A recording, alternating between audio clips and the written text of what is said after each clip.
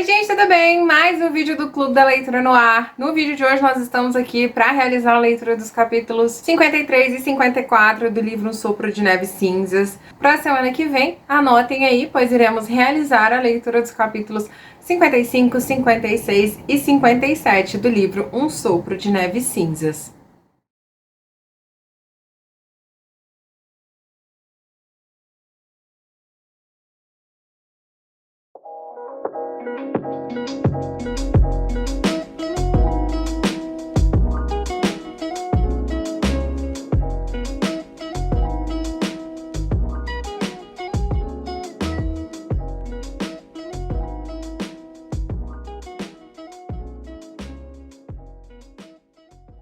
Bom, no início dessa leitura nós temos aqui, um agradecimento do Jaime ao seu fiel amigo Lord John, que havia enviado através do Bob Higgins uma quantidade de dinheiro adiantada por conta das pedras preciosas que o Lord John havia vendido para o amigo. O Jaime está escrevendo uma carta para que o Bob Higgins leve essa carta para o seu patrão, Lord John, onde o Jaime está agradecendo o envio desse dinheiro. E ele também aproveita para deixar o amigo um pouco mais tranquilo, porque o Lord John ficou bastante preocupado com a situação do Jaime, principalmente por conta da venda dessas joias, O que significava a venda dessas joias para o Lord John? Que o Jaime estava em apuros, que as coisas não estavam bem em Fraser's Ridge, quem sabe talvez eles estivessem até passando alguma necessidade, mas não. O Jaime tranquiliza o amigo dizendo que não é nada do tipo. Ele precisava garantir algumas armas e que ele já tinha até providenciado, mas alguns contratempos aconteceram, impossibilitando essas armas de chegarem até ele. Lembra que ele pediu o sogro da Lizzie para que providenciasse essas armas, Pois então, depois dos últimos acontecimentos aí com o Manfred, esse acordo deles foi por água abaixo, já que a Ut havia proibido o marido de fazer negócio com os Frasers. Então o Jaime precisaria agora correr atrás de conseguir essas armas, e ele tenta explicar isso pro Lord John um pouquinho por baixo dos panos. Ele não é claro sobre a sua motivação, do porquê ele precisa dessas armas. E ele inclusive fala na carta que ele estaria disposto até optar por outros modos de garantir essas armas. E a Claire, conversando com o Jaime um pouquinho mais adiante, pergunta pra ele, Jaime Fraser, no que você está se metendo? Quais seriam essas outras opções, Essas possibilidades de garantir essas armas? Por algum acaso você não tá pensando em contrabando não, E ele estava, gente, porque essas armas eram muito caras, o Jaime não tinha dinheiro para isso, ele precisava de dinheiro para outras coisas, então ele sim estava pensando nessa possibilidade de contrabandear essas armas. Neste momento aqui da história, gente, só para situar melhor vocês, nós estamos em julho de 1774. E nessa conversa com a Claire, o Jaime até fala para ela que ele ainda não tinha certeza se ele iria realmente entregar essas armas ao pássaro, pois ele havia recebido uma carta algum tempo atrás do John Ash, que era um conhecido do Jaime e também foi um colega que participou da Guerra de Regulação com ele. Essa carta tinha os seguintes dizeres, abre aspas: propõe-se um congresso continental com representantes de cada colônia à Câmara abaixo da Assembleia de Connecticut. Já começou a deliberar as escolhas desses homens, agindo por meio de comitês de correspondências. Alguns cavaleiros que você conhece bem propõem que a Carolina do Norte irão se reunir para resolver a questão em meados de agosto e gostaríamos que você viesse se juntar à nossa causa. Pois, amigo, estou convencido de que seu coração e sua mente devem estar do nosso lado na questão da liberdade. Com certeza, um homem como você não é amigo da tirania. Fecha aspas. E o Jaime fala que a sua maior preocupação em se assumir como nacionalista nesse momento não era nem medo do que o governo poderia fazer com ele naquele momento, já que eles estavam muito distantes ali, de qualquer poder político. Eles estavam lá no alto das montanhas de Ridge. A sua preocupação maior mesmo era com os seus vizinhos, com a população, com a retaliação. Porque o que aconteceu com os O'Brien recentemente, eles foram mortos, e colocados expostos ali como pessoas que lutaram na regulação, isso foi feito não pelo governo, mas pelos vizinhos, por ódio puro. E o Jaime temia que o mesmo pudesse acontecer com ele e com os seus. E ele até faz uma lista aqui de algumas pessoas que poderiam fazer isso com a sua família, caso ele viesse se assumir um nacionalista. Então eles tinham ali até uma lista bem grande de inimigos, e o Jaime preferia não pagar para ver, pelo menos ali no momento. Mas, depois dessa conversa com a Claire, ele acaba chegando à conclusão de que não cabe a ele decidir se ele vai entregar realmente essas armas ao pássaro ou não. E diante disso, ele decide entregar essas armas sim ao pássaro. E ele está certo de que entregar essas armas ao pássaro é uma questão de honra, né? Ou como ele mesmo disse, a Claire, né? Como ele mesmo quis chamar, uma indenização por morte. Ele decidiu sim entregar esses mosquetões ao pássaro, embora talvez ele tenha motivos para se arrepender disso um pouquinho mais à frente, daqui a uns 2 ou 3 anos, porque pode ser que em algum dia esses mosquetões estejam apontados para o próprio Jaime. Mas ainda assim, o pássaro estaria com eles e faria com eles o que precisasse, o que parecesse ser mais adequado para defender a si e ao seu povo. E para o próximo capítulo, gente, nós tivemos uma passagem de tempo aí de 1 mês e 2 dias, mais ou menos, né? No capítulo passado, a Claire fala para nós que eles estavam se preparando para a chegada da Flora MacDonald. Lá na série, nós tivemos esse capítulo, né, onde tivemos uma festividade lá na casa da tia Jocasta, onde eles receberam a Flora MacDonald, e isso vai acontecer aqui nesse capítulo 54. A Flora MacDonald está vindo e será recepcionada com um baita churrasco na casa da tia Jocasta. A Flora MacDonald, para você que não se lembra da história dela, ela foi a mulher que salvou o Príncipe Charles no finalzinho de Culloden, na sua derrota em Culloden. O Príncipe Charles precisava sair de terras escoceses em segurança, e ela quem leva o príncipe na sua embarcação, vestido com as roupas da sua criada, até a ilha de Skye, se eu não me engano, que é onde ele é resgatado pelos franceses. Então a Flora era um ícone, assim, para os escoceses das terras altas, principalmente. Ela era uma das pessoas que tiveram o maior feito ali em Culloden após a derrota dos jacobitas, então ela era uma mulher que era muito admirada, muito esperada por onde ela passava. Os escoceses se aglomeravam para vê-la, para recebê-la. Para vocês terem uma noção, River Run ficava situada num local muito bom até, mas existiam vários escoceses das terras altas que viviam na América em locais muito remotos, muito distantes, e mesmo esses escoceses não deixaram a visita da Flora passa batido. Mesmo esses escoceses que estavam ali nos locais mais remotos fizeram um esforcinho para ir até River Run contemplar a visita da Flora MacDonald. E Jaime e Claire, obviamente, também foram. E eles levaram consigo Sr. e Sra. Bug, já que a Sra. Bug fazia bons anos, mais ou menos uns 7 anos aí, que ela não saía de Reed. Então o Jaime decidiu por convidá-la a esse evento em River Run, para ela dar uma passeadinha, espairecer a cabeça. O Archibug já iria mesmo, porque ele precisava realizar alguns trabalhos juntamente do Jaime. Brianna também foi, Roger não pôde ir, ainda não sabemos exatamente o porquê. E esse momento da Flora MacDonald aqui nos livros é muito diferente do momento que nós vimos na série. Na série nós temos alguns acontecimentos, a Claire inclusive já está fazendo uso do éter. Aqui nos livros nós não temos nada disso acontecendo, mas nós temos também um momento onde a Claire passa mal. As pessoas estavam super nervosas, né, em relação à chegada da Flora MacDonald, estavam tentando imaginar o que falariam para ela quando a vissem. Como eu disse para vocês, ela era tida como um ícone mesmo para essas pessoas.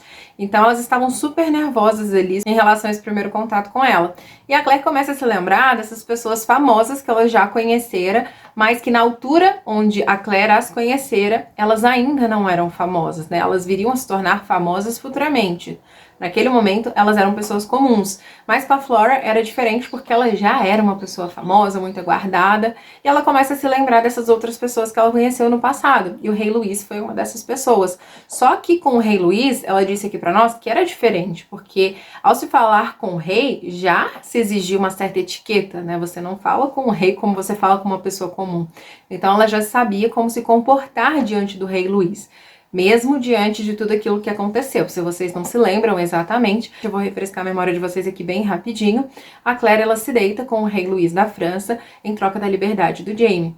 E pensar nisso, gente, causou ali um burburinho no estômago da Claire, um embrulho, sabe, um enjoo nela, que ela passou mal. A Claire associa esse momento a um recente acontecimento que lhe ocorreu aí nessas últimas semanas, nos últimos meses, né, com a turba do Roger Pili. E, gente, esses são os sinais que a Claire tem dado de que ela realmente ficou traumatizada com tudo que aconteceu com ela, que embora ela não estivesse fazendo uso do éter aqui nos livros, ela não está menos traumatizada que a Claire da série, ela está tão traumatizada igual a Claire da série, mas não está usando o éter como uma forma de escape desses seus traumas, embora sejam traumas tão fortes que são mostrados pra nós na série. A Claire fala aqui pra nós que ela é acudida por várias pessoas, as pessoas oferecem bebidas pra ela, ela chega a desmaiar, de fato, a cair mesmo, né? Ela não perde a consciência, mas ela cai, e ela é socorrida por várias pessoas que estão ao seu redor, pessoas que oferecem bebidas a ela, e o Jamie, quando oferece o whisky, a Claire, ela fala que aquele cheiro forte de whisky vem à tona e a sua memória olfativa a leva de volta a todo aquele acontecimento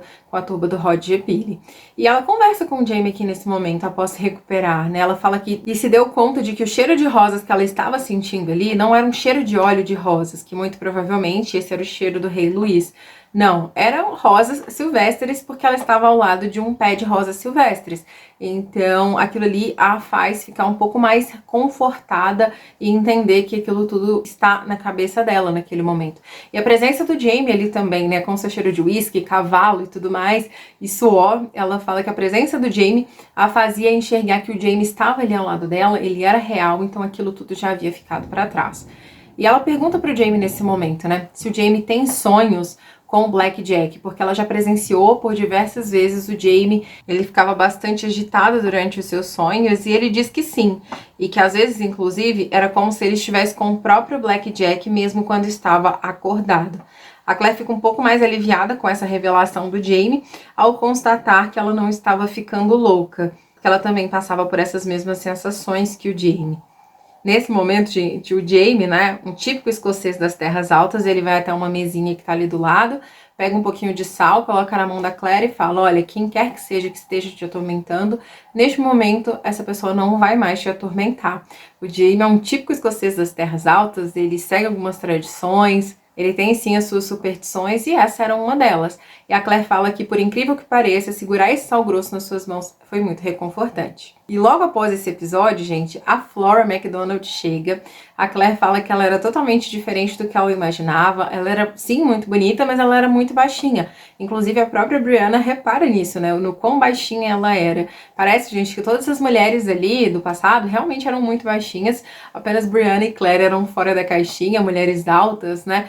Do futuro, mulheres diferentes, e a Flora era mais uma dessas, uma mulher muito baixinha, embora muito bonita, pelas descrições da Claire e da Brianna. Inclusive, elas comentam aqui que ela tinha todos os dentes na sua boca ainda, que era muito raro nessa época, né, principalmente pela idade da Flora. A Claire diz aqui pra nós que ela era uma mulher muito simpática, ela conversou com todos, fez bastante cerimônia para as pessoas que a estavam rodeando, conversou com todas elas, não excluiu ninguém, inclusive fez até um discurso mais tarde que a Claire não conseguiu ouvir todo esse discurso porque ela estava um pouco longe, mas percebeu que ela estava agradando a todos pelas feições, tanto das pessoas quanto da própria Flora.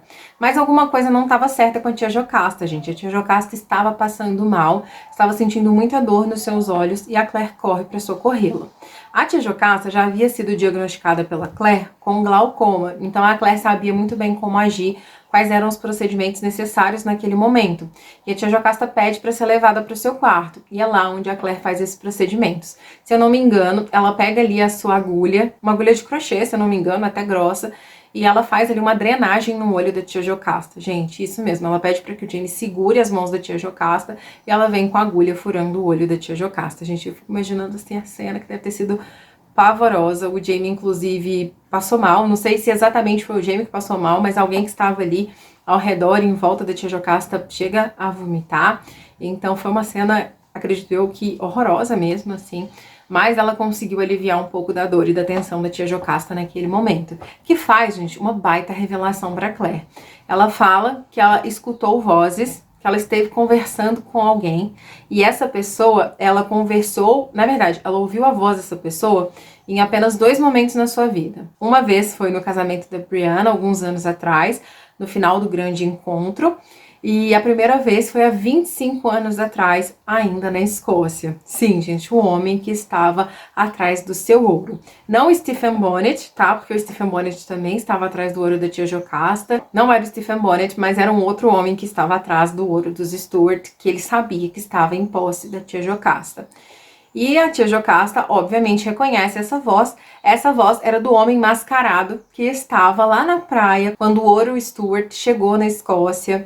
Nós já temos um relato aqui, tanto da série quanto dos livros, que esse ouro foi recebido por 3 pessoas de muita confiança do príncipe Charles Stuart. Um desses homens era o marido da tia Jocasta, o Hector Cameron. Outro homem era o Dougal Mackenzie. E havia um terceiro homem que estava trabalhando ali pro Grant Malcolm, se eu não me engano, era esse o nome do homem. E essa pessoa que estava trabalhando para ele foi a responsável por receber este ouro. A tia Jocasta não teve oportunidade de ver o rosto dessa pessoa, embora na época ela ainda enxergasse, porque essa pessoa estava mascarada. Mas ela ouviu sua voz e ouviu assim muito bem, tanto que ela guardou por 25 anos a voz deste homem. E ela ouviu essa voz mais uma vez.